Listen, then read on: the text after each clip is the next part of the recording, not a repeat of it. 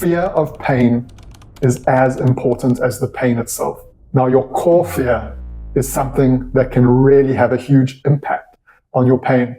Identifying your core fear can be a challenge, but once you do, it can be really, really liberating, and it can have a significant effect on your pain. So if you want to identify your core fear, I'm going to give you some useful knowledge or instructions to hopefully help you identify your core fear.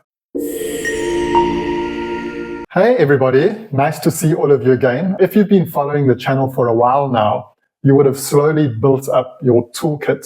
So in the last session, we spoke about the fear of pain. So when you're in pain, it's not only the pain that's bothering you, it's very often the fear of pain, or the fear of what can happen if you are in pain for a long period of time, that can be more important than the pain itself. Now, your core fear is something that can really have a huge impact on your pain.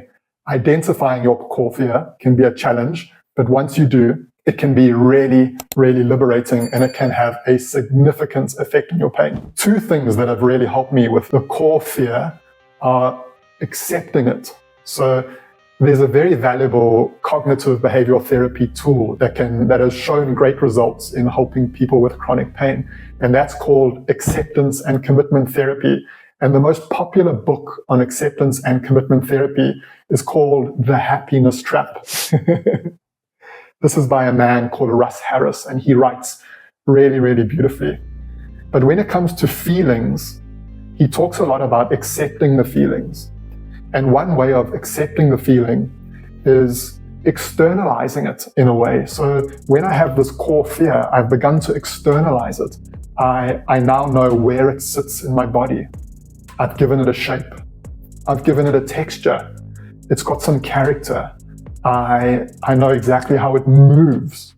I've given it so many qualities that I can now almost immediately categorize it as a distinct part of me that is not my whole self, but is a part of me, one element of myself that significantly contributes to the experience of pain.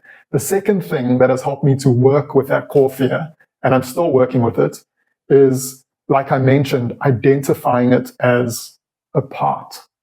So there's this beautiful therapy called internal family systems, which conceptualizes the mind as a family of parts.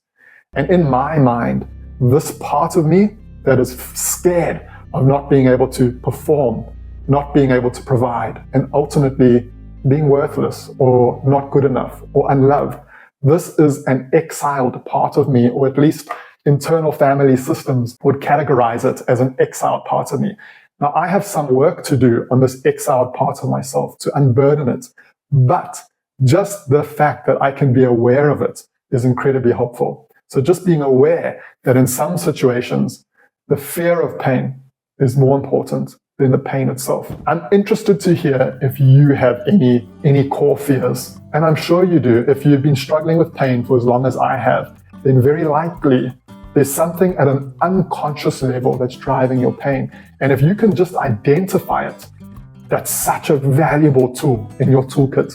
It can really help you with the experience of pain. So in terms of identifying your core fear, I learned how to identify it from a man called Michael Greenberg, who is a psychologist. And if you go to his website, he's got some work on identifying your core fear. He works exclusively as an OCD, or obsessive compulsive disorder therapist.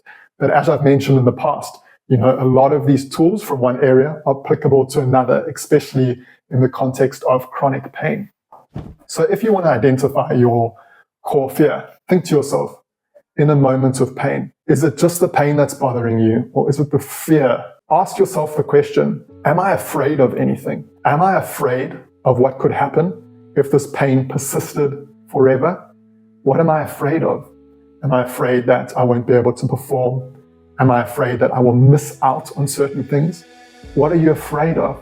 If you can identify what you are afraid of, take it another level lower. If that thing happens, so if, for example, in my case, I can't work, what's the result of that? What will happen in that case?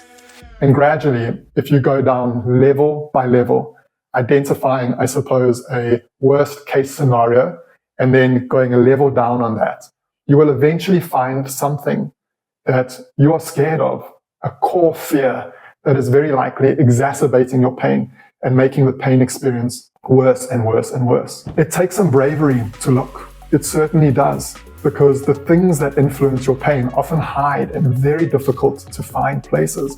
But it's so worth looking, because when you do, it can be incredibly liberating, and you can extrapolate the findings from your pain journey and apply them to so many other things. It is truly, truly beautiful.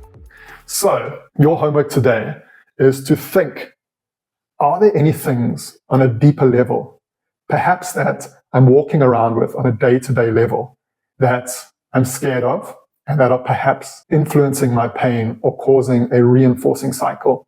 If you can identify it, please let us know in the comments below.